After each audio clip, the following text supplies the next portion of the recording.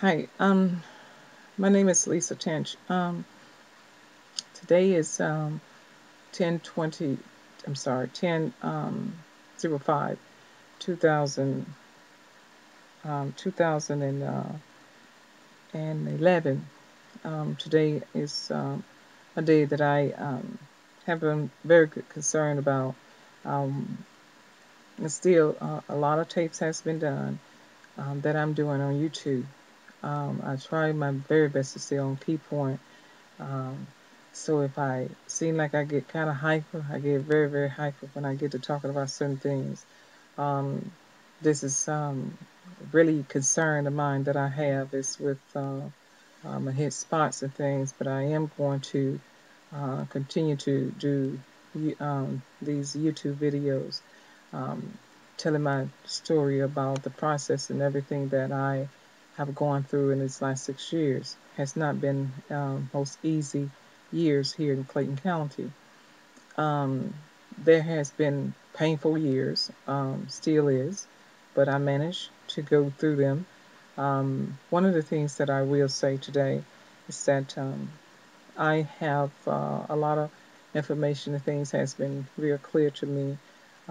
One of the things is clear now. Kind of put the icing on the cake.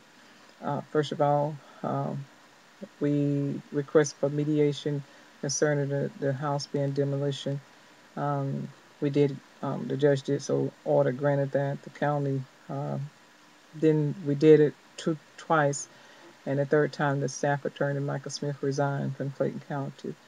Um, so therefore, that was put back, and so continue to try to set mediation, but they would pretend like they didn't have an attorney to represent mediation. So my thing was they had one there, Miss Christy Cross Barnes. She was there, so why couldn't she carry it out? That's the way I looked at it. She'd been involved in it all the time, so she could have done that too.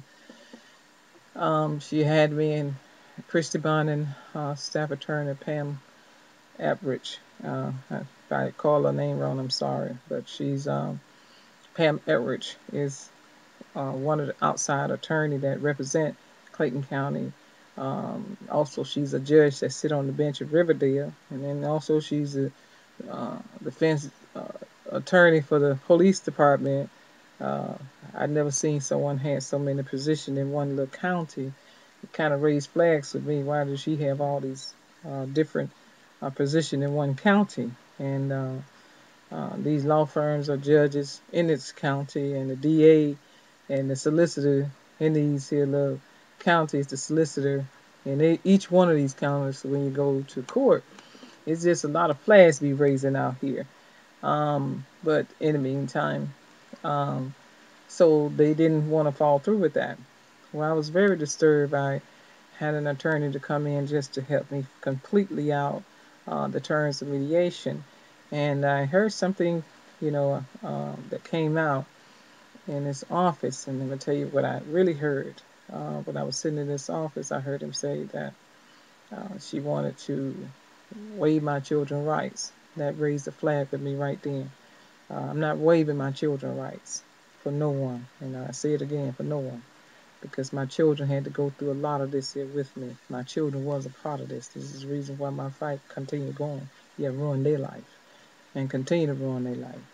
Um, my son has to sleep on a chair. I've been doing it for the last 3 years. We packed up in a place not like our home. We packed up in like sardines, and they put me in this apartment with no furniture, no nothing. We had to sleep on the floor. They rented furniture for a minute and reneged off of that, and I have said that in several videos.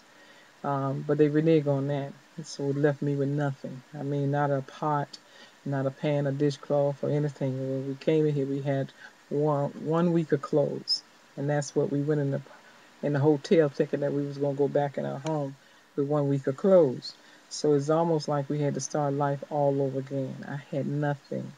I mean, not even a dishcloth to take a bath with or anything. I mean, we were just stripped naked. I mean, stripped. And so I had to go out and, just start life all over again. And I'm so used to having everything that I needed for many years. And I had been left my parents' home. at the age of 16. So being leaving home at an early age, used to having everything you needed, and then to feel like you got to start all over again, that was a big draft back there. And then having children, you know, from a marriage into children, you used to having what you need, and to be able to have your own home, not live in an apartment. So this is my first time ever to live in an apartment. Uh, I was raised in a parents home, and we never did live in an apartment. So this was something totally new for me. The first time for everything, but I endured it. I know how to make it work. Try to make it work. But one of the things I try to do is to pay my bills. I always done that, try to pay my bills. And so you couldn't believe that I paid my bills and tried to do the best I can with whatever I had. But in the meantime, I'm gonna try to get a little bit of this in what's going through right now. I been forced to be evicted again, and being forced to be evicted, I've been paying this rent for this apartment when the Board of Commission reneged last year, August of 2010, reneged from not paying the bills, left me with 30, almost $4,000 rent, back rent, $1,000 light bill, and I had to get up, the money and try to maintain his staying here where I'm at. And I mean, they stopped in court and nothing was said. That's on the court papers as well. And wind up we staying here, been paying the rent constantly. I mean, on time. And for some reason, another manager come in and I mean, it's just like the counter all over again. I'm being evicted, and then the rent was being paid, but I'm being evicted because she decided that she was going to have my car towed and messed that up and caused some serious problem behind that between Terra Towing and the apartment complex that I live in. It's in a battle now. She really messed the car up real bad. And also, uh, with all that, coming up to the school, Clayton County school system. Been battling with that. With um, the principal has a problem with me. It's not with my child. When they have a problem with you, it always rain down to your children.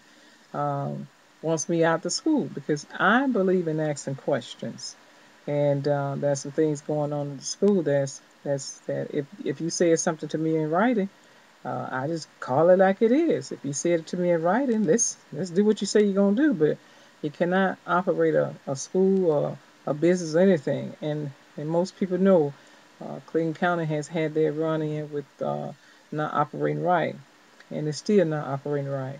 And I don't know if this is coming down from the county and ruling all over into the school system, but I do believe it is. And it has also run down from the county to Fulton County. I have some problem with just messing with my children now, and I'm saying this voicely. Why must mess with the children just because of what I say? You know, uh, I'm raising children to honor and respect the law. They respect it, but that don't mean they have to go along with your crooked ideas and your crooked ways. Now we're not going to deal with that. I don't go along with it. I'm not going to teach them to go along with it. But in the meantime, I'm going to the school today, so I'm sending it out. But in the meantime, I have some information that I like to share. Um, the information that I have that I can feel kind of comfortable now.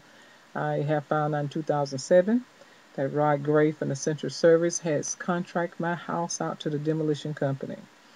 Rod Gray from Central Service, I have the contract that he contracted my house out to Central Service, and he got it from the fire department, and the board was fully aware of it. And so Captain Landry Murphison was the CC, the coordinator over my home. And that means that the fire department and fire chief them was all aware of it, and they had closed meeting concerning this house. The board was fully aware of it. They had a vote on it behind closed doors, and the only person did not vote to have my house demolition was Miss Virginia Gray Burden, and that was my district. That's the district Gail Hamburg is in. She was the only person said.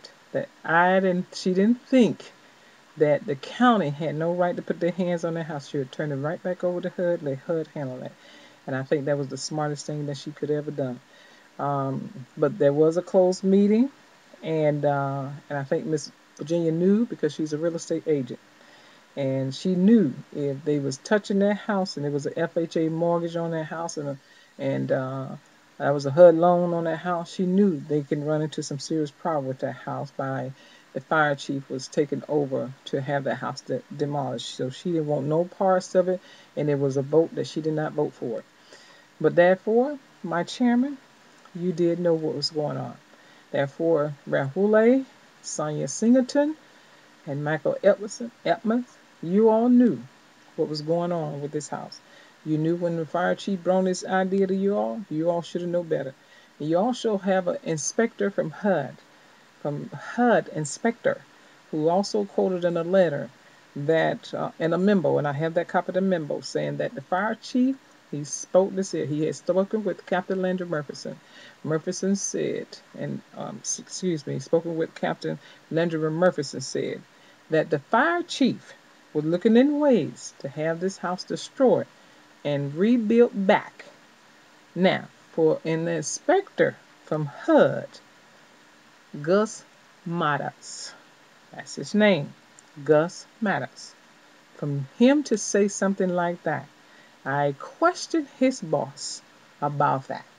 If he is an inspector to say something like that, he should have first had an inspector from HUD to come out and look at this house and see was this house was livable, and turn it in the hands of HUD and let HUD make that decision, not him dictate and say that to a fire chief. He could not, because there was a loan on that house and he knew so. So when I questioned them about why wasn't an inspector give a approval, why didn't HUD give a approval letter saying it's okay? Clear the mortgage up, put it in writing, and do all this in writing before they even proceed, even go forward into demolishing this home. Well, none of that. The FHA, because it had FHA insurance on this house, the FHA give them the approval to demolish this house. No, it was not. Did the state come in and do anything? No, they did not. So did they have a code to demolish this house? No, they did not. Did they even contact the tax commissioner that this house was going to be? No, they did not. Did I go before a judge and give me the 45 days or whatever days, 120 days to bring this house up to standard code before you made that decision? No, that was not. Did I even sign the application? There was 3 applications you have to sign. There's a long process before you can demolish your house. There is a process. It could be 6 months. It could be a 6-month period of time before you can do anything like that. Did that take place? No, that did not. So, therefore, the county fire department, Captain Landry Murphison, Alex Cohelis, and Rod Gray, you all have done something that has not been done legally and right. And therefore, Miss Tracy, DA office of Clayton County, you need to take this up. Sheriff Kimbrough, this is going to you. You need to handle this. FBI, GBI need to be involved in this. Or some commissioners needs to be questioned by someone about this.